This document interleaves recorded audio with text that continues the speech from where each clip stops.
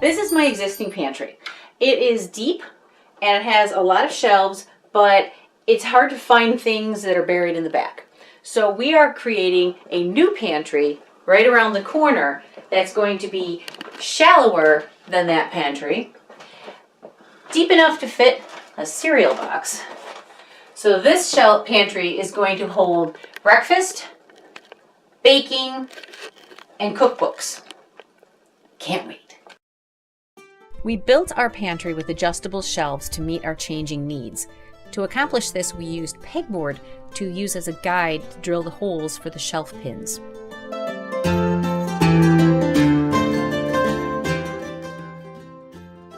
I wanted to use this pantry as a place to keep my cookbooks that aren't quite as attractive as they used to be, but I use all the time. And when all was said and done and completely painted, this turned out to be absolutely perfect and everything we'd hoped it would be.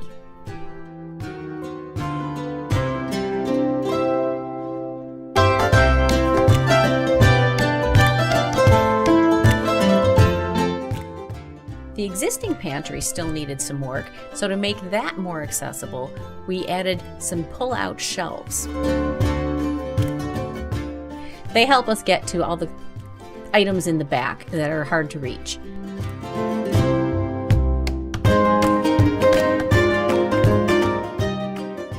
We also added a Lazy Susan or two to make things easy to get.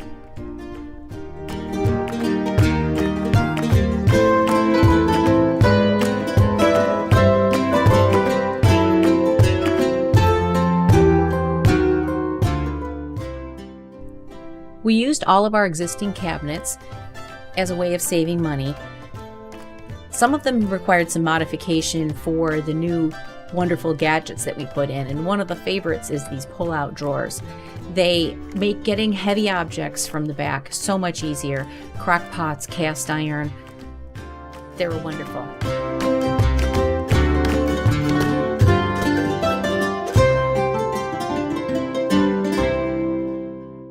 Another unit that we added was very expensive, but it makes getting into blind corners a breeze. No more crawling in after the roaster on Thanksgiving.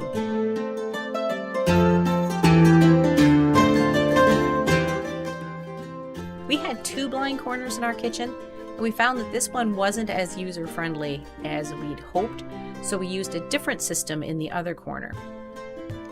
Because we needed to build a cabinet for that corner, we were able to make it just the way we needed it. It came from a company called Rev-a-shelf, and you can either order just the hardware or the hardware plus the shelves. To save a little money, we ordered just the hardware. And this is a great unit for getting into the back corners. You'll see more of that in part 2.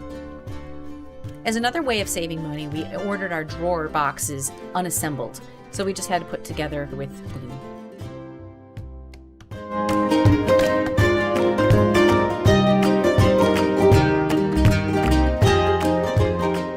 All of the cabinet doors that we ordered online came really well packaged. They are maple beadboard, and we measured and measured and measured very carefully to make sure that they would all be the right size and fit, because all of our cabinet doors are a different size.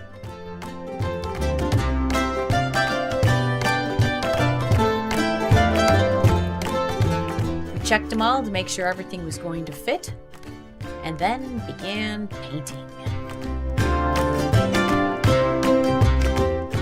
In the middle of this process, we had to order our sink so that it was there before the countertops arrived and were installed.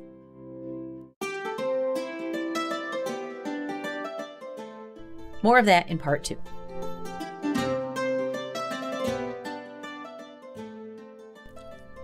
After we made our modifications and repairs, it was time to paint. And paint. And paint. And paint.